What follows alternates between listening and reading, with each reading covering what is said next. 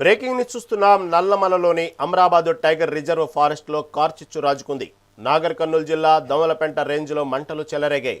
తవిసిపెంట వజ్రాల మడుగు ప్రాంతంలో సుమారు 60 హెక్టార్ల విస్తీర్ణంలో అడవికి నిప్పంటుకుని మంటలు వ్యాపించాయి. అటవీ శాఖ సిబ్బంది మంటలను అదుపులోకి తెచ్చేందుకు యత్నిస్తున్నారు.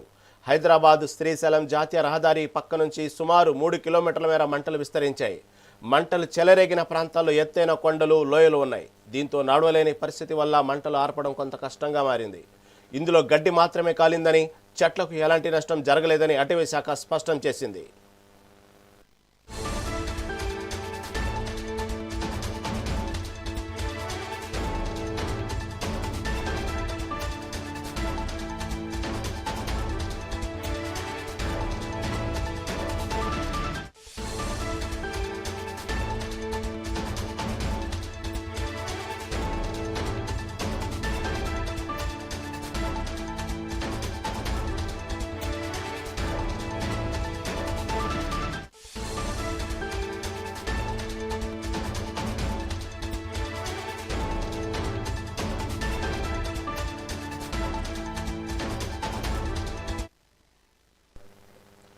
నల్లమలలోని అమరాబాద్ టైగర్ రిజర్వ్ ఫారెస్ట్ లో కార్చిచ్చు రాజుకుంది.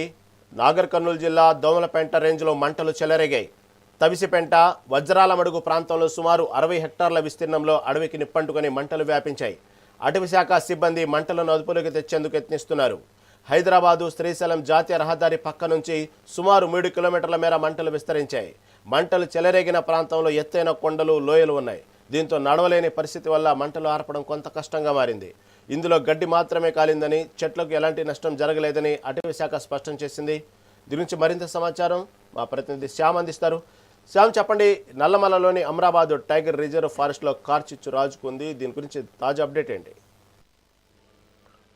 ప్రధానంగా ఇటువంటి సమయంలో నల్లమల అటవీ ప్రాంతం అంతా కూడా దట్టమైన ఏపుగా పెరిగిన గడ్డితో ఇప్పుడు కూడాను నల్లమల నిండిపోయి ఉంటుంది. ప్రధానంగా ఈ యొక్క గడ్డిని తొలగించడానికి కూడా కొంతమంది గడ్డి తీసుకొని ఈ యొక్క బయగొడ్లకు సంబంధించి కానీ ఆవులకు సంబంధించి మేతకు ఎక్కువ శాతం వాడుతూ ఉంటారు. అలాగే ఈ వంట చెరుకు సంబంధించి కూడా కొంతమంది అడవులకు అయితే వెళ్తూ ఉంటారు.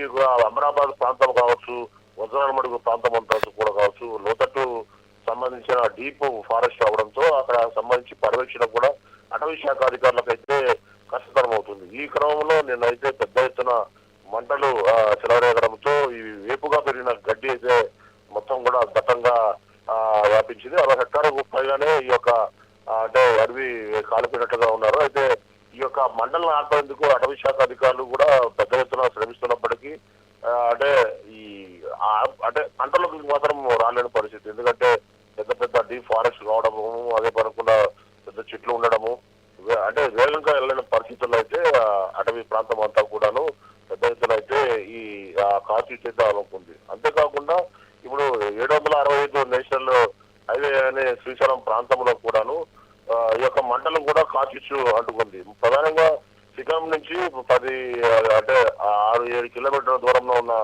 ఒక ఇష్టకామేశ్వరి లోపల జిల్లా గేటు ఎదురుగా ఉన్న ఆ లోయ ప్రాంతం వాళ్ళు ఉన్న లోయ ప్రాంతం అంతా కూడాను ఈ కార్చిచ్చు అలుముకోవడంతో ఆ ఏరియా అంతా కూడాను పెద్ద ఎత్తున మంటలు అయితే ఎగిసిపడుతున్నాయి. అంతేకాకుండా ఇప్పుడు ఈ చింతల శ్రీశైలం నుంచి దోర్నలకు వెళ్లే ప్రాంతంలో ఈ చింతల దాటిన తర్వాత వాలుగా ఉన్న పెద్ద కొండల వద్ద అయితే పెద్ద ఎత్తున అయితే ఈ యొక్క వెంటలో మంటలు అయితే ఎగిసిపడుతున్నాయి. ఏపుగా పెరిగిన గడ్డి అయితే అనుకోవడంతో ఆ గడ్డితో పాటుగా పక్కన చెట్లు కూడాను అంటుకుపోయి ఉన్నాయి. ప్రధానంగా అక్కడ ఉన్న పెద్ద పెద్ద వాహనాలతో అక్కడికి వచ్చి అటవీ శాఖ అధికారులు మంటలు ఆర్పే ప్రయత్నానికి ఎంత చేసినప్పటికీ కూడాను యశస్సు పడుతున్న మంటల తాకిడికి అయితే దాన్ని కంట్రోల్ తెచ్చుకోలేని పరిస్థితి అయిపోయింది.